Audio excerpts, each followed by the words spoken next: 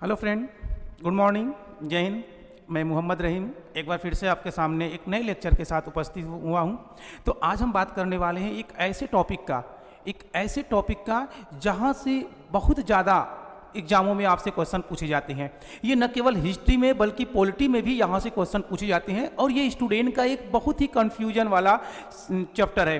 यानी कि जितने भी स्टूडेंट हैं वो इस चीज़ में फ़र्क नहीं समझ पाते हैं कि गवर्नर जनरल और वायसराय में क्या डिफरेंट है, कौन सा पद कब और किसके द्वारा लाया गया था, कौन किसके अंडर में शासन करता था। ठीक है, तो इसी चीज़ को कन्फ्यूजन को दूर करने के लिए आज हम इस लेक्चर को लेकर आपके सामने उपस्थित हुआ हूं।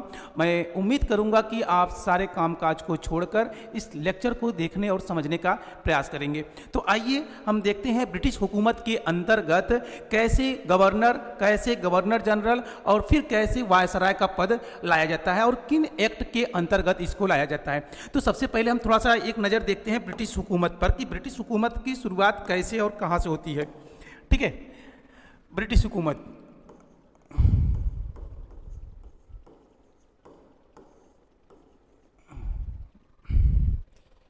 कौन फोन कर रहा भैया?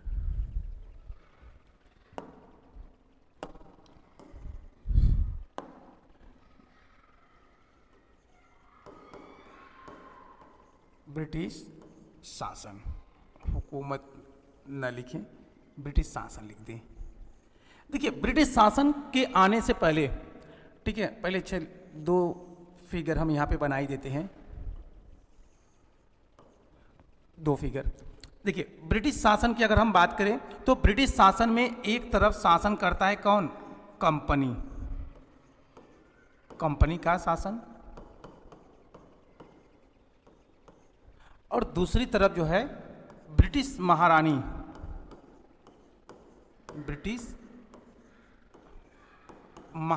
का शासन।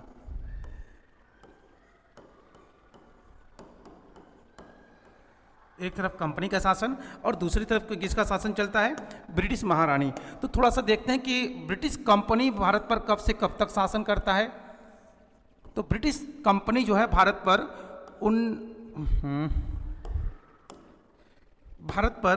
1757 से लेकर, यानी एडी मतलब ईस्वी से लेकर 1857 एडी तक भारत पर शासन करता है।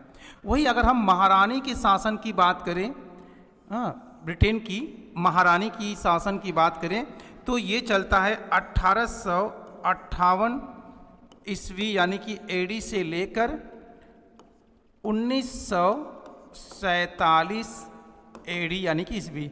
ये 9 समझ में आ रहा है? फिर से लिख दें। हाँ, 1947 एडी का मतलब समझ रहे हैं? ईस्वी। ठीक है, तो ये कंपनी का शासन यानी ब्रिटिश कंपनी लगभग 100 वर्षों तक, अगर हम देखें कि 1757 से लेकर 1857 में कितना 100 वर्षों तक का ये शासन चलता है। थोड़ा सा एक चीज हम आपको ये भी जिक्र कर देते हैं कि 1757 में ऐसी कौन सी घटना हुई थी या ऐसा क्या हुआ था जिसकी वजह से भारत में ब्रिटिश कंपनी का शासन अस्थायी रूप से शुरू हो जाता है। अच्छा, उस कंपनी के आने से पहले थोड़ा सा हम इस बात का भी चर्चा कर लेंगे कि ब्रिटिश ईस्ट इंडिया कंपनी जो थी वो भारत में कब आती है। तो मैं इसके ब्रिटिश कंपनी के आने की, जब हम यूरोपियों के आगमन के बारे में बताऊंगा तो वहां पे हम इसके बारे में डिटेल से बताऊंगा, मगर थोड़ा सा जानकारी के लिए मैं आपको बता दूं कि भारत में ब्रिटिश कंपनी यानी ब्रिटिश ईस्ट इंडिया कंपनी की जो स्थापना होती है वो 1599 में होती है। कब होती है? 1599 में। 1599 में इस कंपनी की जो स्थापना होती है वो ब्रिटेन के अंदर होती है। 1599 में ब्रिटेन की महारानी के द्वारा इसको जो है क्या किया जाता है? इसको मान्यता दिया जाता है।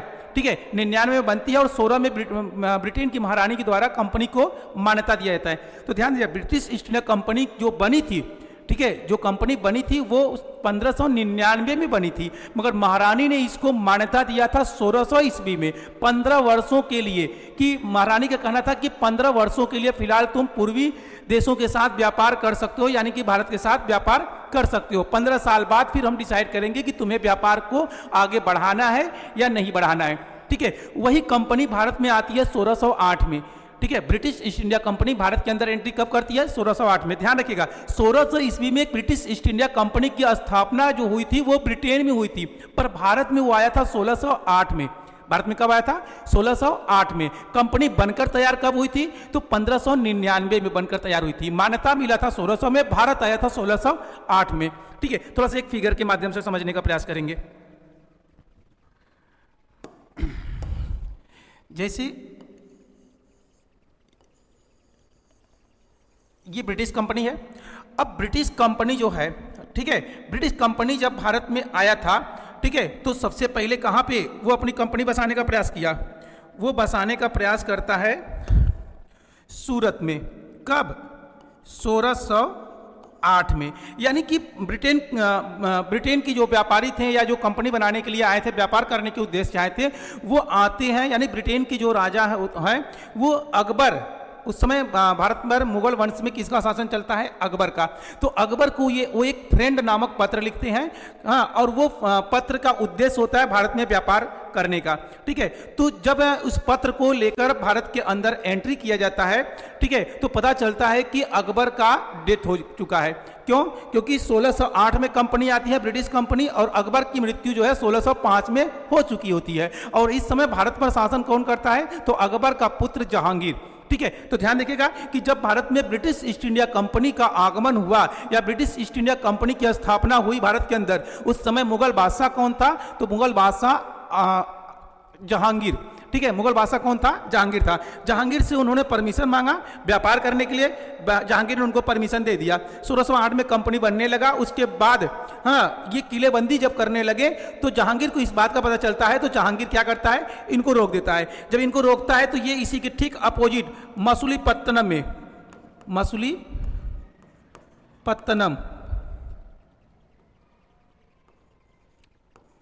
मसूलीपट्टनम में यहां पर चले आते हैं। ये कौन सा जगह है? ये है सूरत।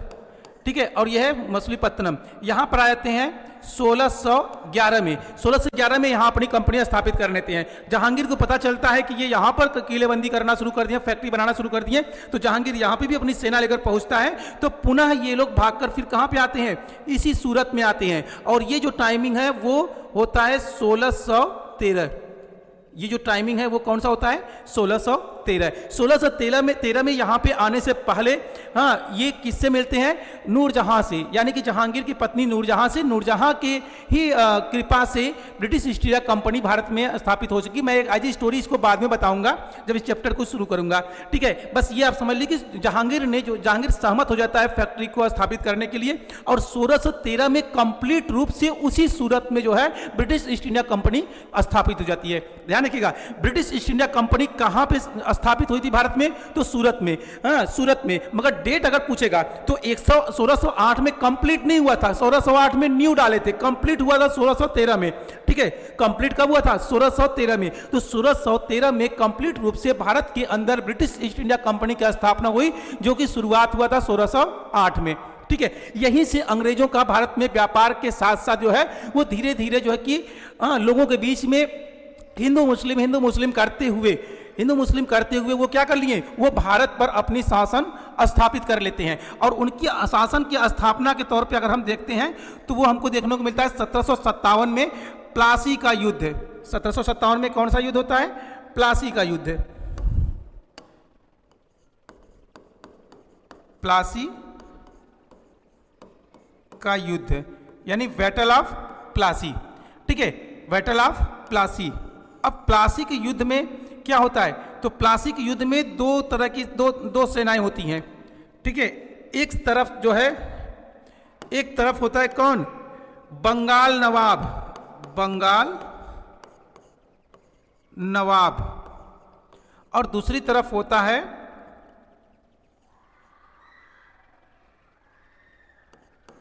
कौन फोन कर रहा है यार? ब्रिटिश। भी टाइम कैसे अलग फोन करते हैं?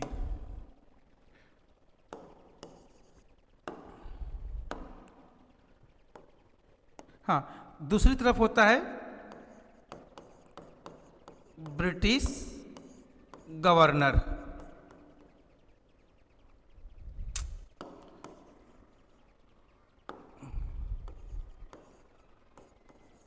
दूसरी तरफ कौन होता है? British governor. अब ये देखिए कि बंगाल नवाब कौन होता है? सिराजुद्दौला। कौन होता है? सिराजुद्दौला। बंगाल नवाब सिराजुद्दौला। और वही अगर हम देखते हैं ब्रिटिश, तो वो होता है रॉबर्ट क्लाइव। कौन होता है? Robert Clive. इधर होता है रॉबर्ट क्लाइव। ठीक है, यानी जो प्लासी का युद्ध होता है वो कब होता है? वो 1757 में होता है। और उस 1757 में सिराजुद्दौला और क्लाइव के बीच में, ठीक है, यह युद्ध लड़ा जाता है। ठीक है, अगर पूरा डेट लिखना है तो आप लिख लीजिएगा 23 जून। कभी कभी ये डेट पूरा का पूरा पूछ देता है। ठीक है, 23 जून को बंगाल का नवाब और ब्रिटिश सेना आमने सामने होती है। ठीक है, और ये युद्ध होता है 23 जून 1757 को। तो 23 जून 1757 को बंगाल के नवाब सिराजुद्दौला और ब्रिटिश गवर्नर रॉबर्ट क्लाइव के बीच में प्लासी के मैदान में दोनों की सेनाएं आमने सामने होती है। और इस युद्ध में बिना युद्ध लड़े ही अंग्रेज क्या कहते हैं? अंग्रेज युद्ध को जीत जाते हैं। इसके पीछे जो कारण होता है अंग्रेजों के जीतने का, तो वो कारण सबसे बड़ा होता है इसी सिराजुद्दौला का सेनापति जिसका नाम था रॉबर्ट क्लाइव आ रहे हैं, जिसका नाम था मीर जाफर के विश्वासघात की वजह से प्लासी का युद्ध जो है क्या करता है? सिराजुद्दौला अंग्रेजों से हार जाता है। कहा जाता है कि एक तरफ जहां लगभग 45,000 सेना थी किसके पास? सिराजुद्दौला के पास, और वही दूसरी तरफ लगभग 2800 के एबव या 28 से 3800 के बीच में जो है ब्रिटिश गवर्नर रॉबर्ट क्लाइव के पास सेना थी। उसके बाद भी जो है जो बंगाल का नवाब सिराजुद्दौला होता है वो युद्ध को हार जाता है। उसके पीछे होता है विश्वासघात किसका? मीर जाफर का। केवल मीर जाफर ही विश्वासघात नहीं करता है, बल्कि सिराजुद्दौला के दरबार में या उसके राज में जितने भी अमीर वर्ग, जितने भी ऊंचे पोस्ट के लोग होते हैं, सारे के सारे अंदर ही अंदर बिक चुके थे अंग्रेजों से। ठीक है, मीर जाफर भी जो है युद्ध करने के बजाय पूरी की पूरी सेना लेकर पीछे हट जाता है। कुछ वफादार सैनिक ही बचते हैं जो युद्ध करने के बजाय सिराजुद्दौला को की जान बचाने में लगे होते हैं।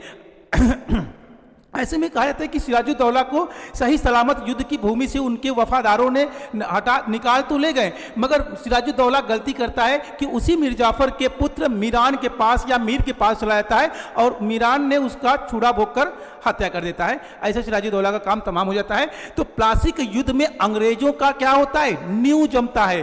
प्लासी के युद्ध में अंग्रेजों का भारत के अंदर एक तरह से नींव मजबूत हो जाता है, यानी कि नींव अभी वो डालते हैं अपनी सत्ता का।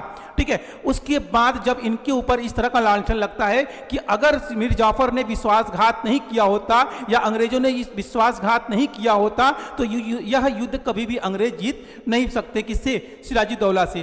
तो अंग्रेजों ने कहा कि ठीक है भाई, अगर तुम्हें यह लगता है कि हम ताकतवर नहीं है, हमने इस युद्ध को छल से जीता है, तो वह वक्त जरूर आएगा जब हम अपनी शक्ति का प्रदर्शन करेंगे और हम ये दिखा देंगे कि यह छल से नहीं बल्कि अपनी ताकत और अपनी हिम्मत से इस युद्ध को हमने जीता था। ठीक है, तो कुछ ही समय यानी 1757 के बाद समय आ जाता है, कौन सा समय आ जाता है? 1764 का। 1764। अब 1764 में क्या होता है? 1764 में होता है बक्सर का युद्ध। कौन सा युद्ध? बक्सर का युद्ध। क्या हो रहा है भाई? 1764 में क्या होता है? बक्सर का युद्ध। अब बक्सर के युद्ध में क्या होता है? ठीक है, बक्सर के युद्ध में क्या होता है? अच्छा, इसमें भी कभी कभी पूरा डेट पूछ देता है, तो पूरा डेट को आप याद रखिएगा, 22 अक्टूबर 1764। ठीक है, 22 अक्टूबर, क्या हो रहा है यार? ठीक है, 22 अक्टूबर 1764 में कौन सा युद्ध होता है? बक्सर का।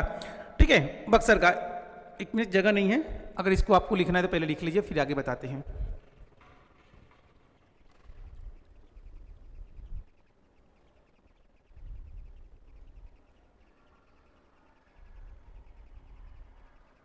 हो गया?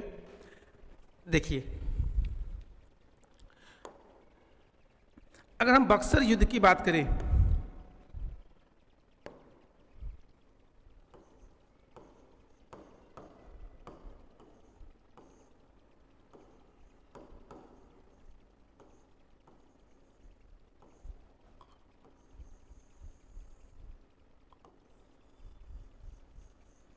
ठीक है। बक्सर युद्ध की बात करें तो बक्सर युद्ध किन दो लोगों के बीच में हुआ था, थोड़ा सा ये देख लीजिए। पहला चीज डेट क्या था, डेट है 22 अक्टूबर 1764, ठीक है, 22 अक्टूबर 1764। जैसा कि हमने देखा कि प्लासी के युद्ध में सिराजुद्दौला यानी बंगाल का नवाब पराजित होता है, ठीक है, अंग्रेजों की नींव भारत में पड़ जाती है, ठीक है। एक चीज ये भी याद रखने का कि बक्सर के युद्ध कोई निर्णायक युद्ध नहीं था, ठीक है, और ये एक षड्यंत्र से भरा हुआ युद्ध था, ये भी, इसमें भी कोई संदेह नहीं है। तो बक्सर के युद्ध में अंग्रेजों की विजय जरूर हुई, बंगाल का नवाब पराजित जरूर हुआ, मगर बक्सर के युद्ध ने ये डिसाइड नहीं किया कि भारत पर शासन कौन करेगा, ठीक है। बस ये डिसाइड हो गया था कि भारत पर अब मुगल शासन नहीं कर सकते या बंगाल का नवाब शासन नहीं कर सकता, ठीक है। मगर अभी भी जो है वो मैसूर है, मराठा है, अंग्रेज हैं, डच है, फ्रांसीसी हैं, तमाम सारे लोग जो है कि भारत पर शासन करने के सपने देख रहे हैं, ठीक है। तो बक्सर के युद्ध में देखा जाए तो उसी जो प्लासी के युद्ध में सिराजुद्दौला को हटाने के बाद मीर जाफर को बनाया जाता है और बाद में अंग्रेजों ने मीर जाफर को हटाकर मीर कासिम को बंगाल का नवाब बना दिया था। तो बंगाल नवाब कौन था, बंगाल नवाब, बंगाल नवाब जो था वो था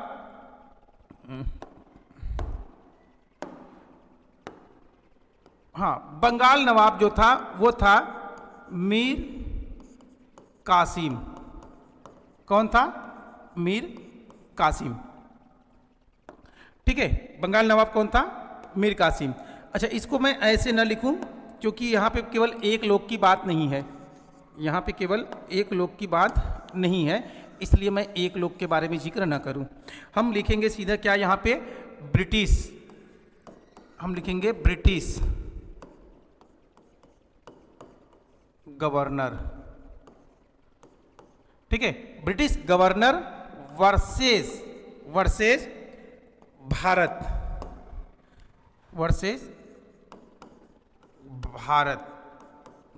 भारत या भारतीय शासक, ठीक है, भारतीय शासक। तो आइए देखते हैं कि कौन कौन से भारतीय शासक थे। पहले, सबसे पहले हम बात करेंगे ब्रिटिश गवर्नर का। तो ब्रिटिश गवर्नर था बेंसी टार्ट। ये क्या था, ये ब्रिटिश गवर्नर था। और सेनापति कौन था, ठीक है, ब्रिटिश सेनापति की अगर हम बात करें तो ब्रिटिश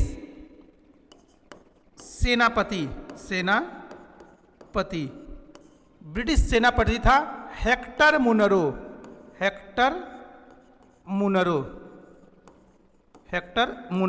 यही हेक्टर मुनरो ही जो था वो क्या था, यही सेना का नेतृत्व कर रहा था।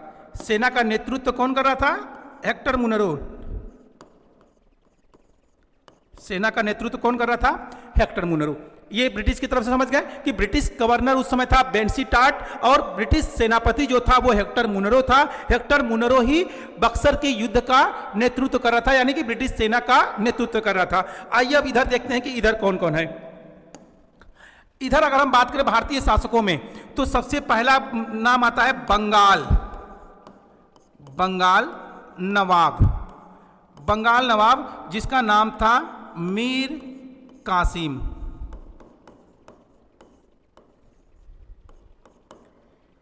एक मोहम्मद कासिम है जो भारत पर पहला जो है मुस्लिम अटैक करता है, पहला अरब अटैक करता है, ठीक है। अच्छा, दूसरा जो है अवध नवाब, दूसरा नाम आता है अवध नवाब जो था उसका नाम था सुजाउद्दौला।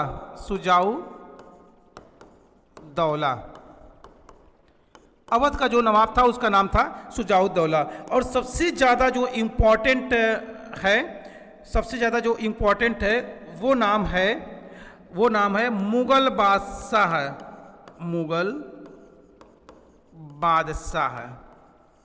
वो है मुगल बादशाह। और मुगल बादशाह कौन है, शाह आलम द्वितीय।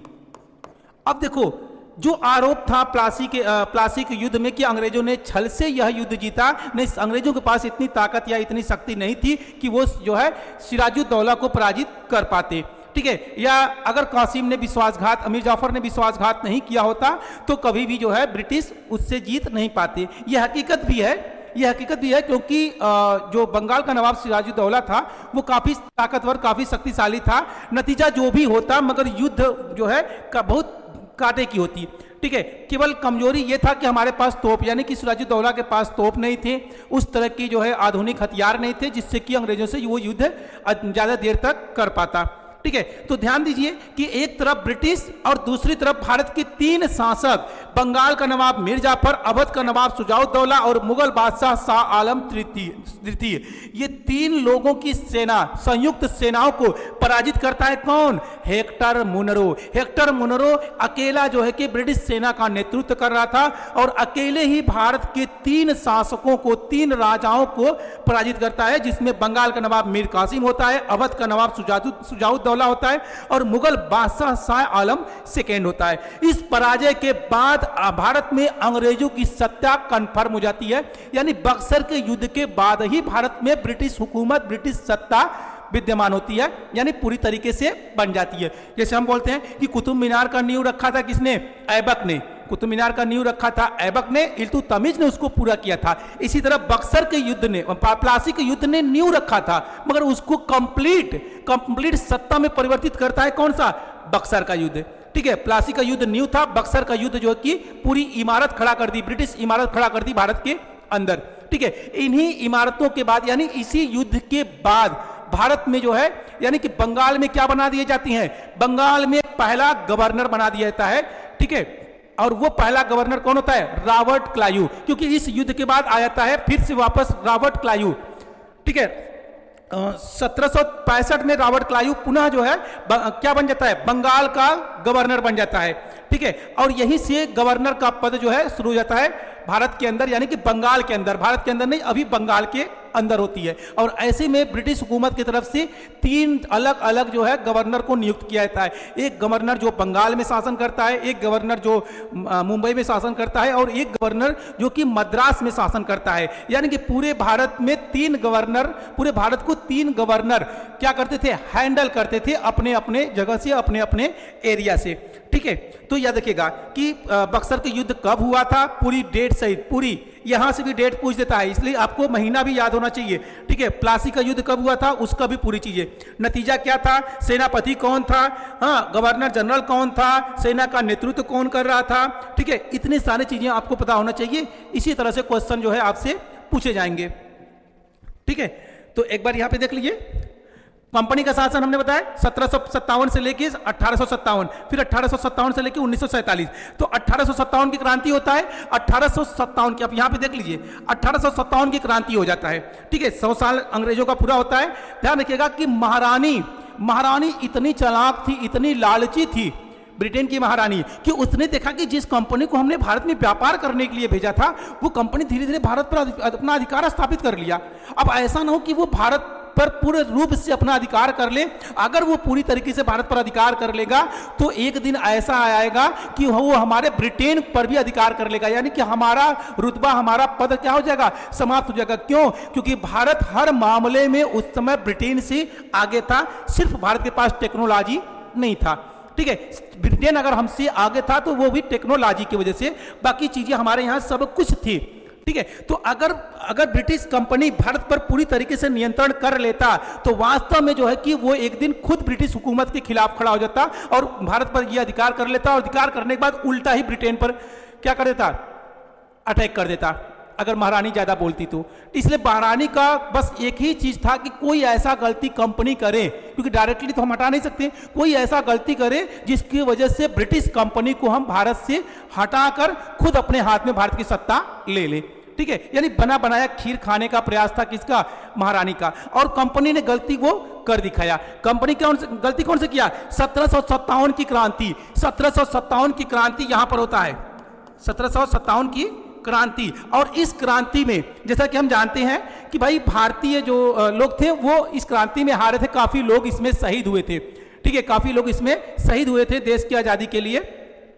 ठीक है। इसी यही क्रांति होने के बाद ब्रिटिश महारानी को मिल गया एक मुद्दा, और महारानी ने जो है कि क्या किया, महारानी ने कंपनी को डांटा, क्योंकि महारानी को यह भी पता था कि अब विद्रोह हो चुका है और ये विद्रोह अगर और आगे तक बढ़ा तो पूरे ब्रिटिश को भारत छोड़कर भागने पर मजबूर होना पड़ेगा।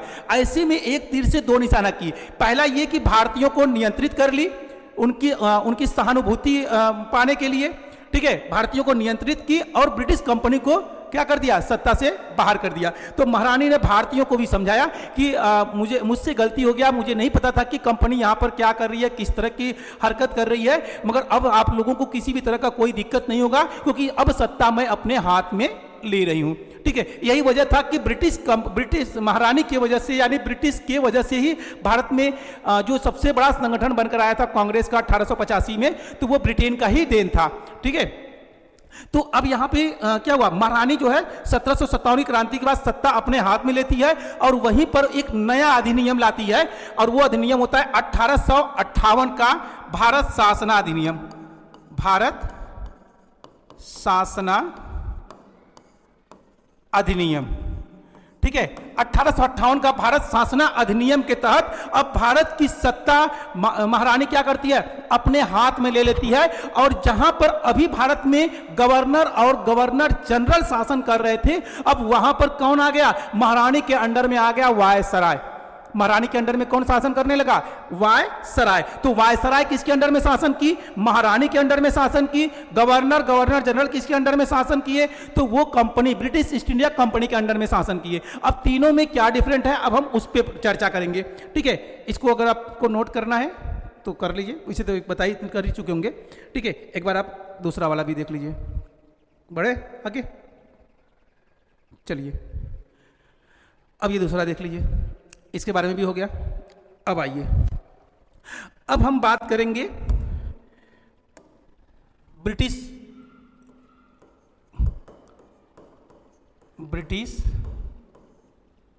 हुकूमत या ब्रिटिश शासन, दोनों कह सकते हैं।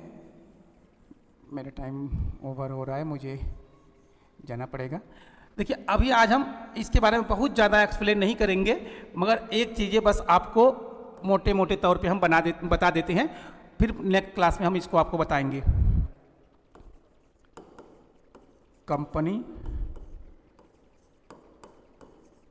का शासन,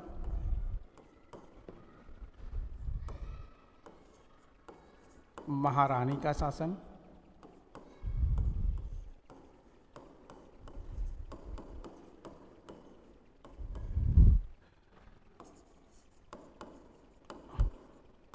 आजाद भारत। ठीक है, यानी 1947 से 48।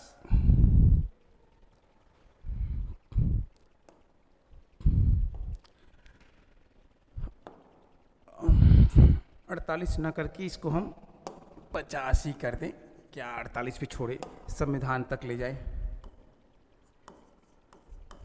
हाँ, अब देखिए, जो कंपनी का शासन था, तो कंपनी के शासन में हमको क्या देखने को मिलता है, हमको तीन चीजें देखने को मिलता है। एक बंगाल, ठीक है, दूसरा भी बंगाल, और तीसरा हमको भारत। ये तीन चीजें देखने को मिलता है। तीनों में क्या डिफरेंट है, थोड़ा सा इस पे भी नजर रखें। बंगाल में आता है क्या, गवर्नर का पद, गवर्नर। ठीक है, बंगाल में क्या होता है, गवर्नर का पद होता है। ठीक है, बंगाल के बाद बंगाल में ही हमको गवर्नर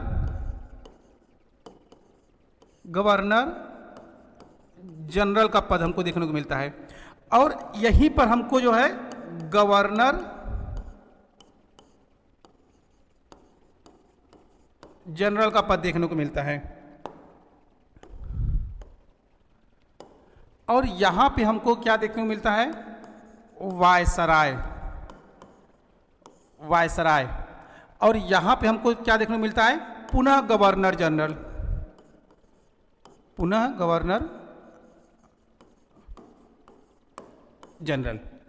ठीक है, पुनः गवर्नर जनरल। तो देखिए अगर हम बात करें तो उस समय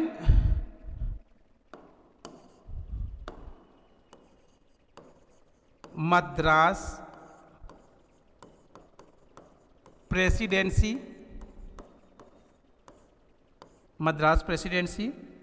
और मुंबई प्रेसिडेंसी,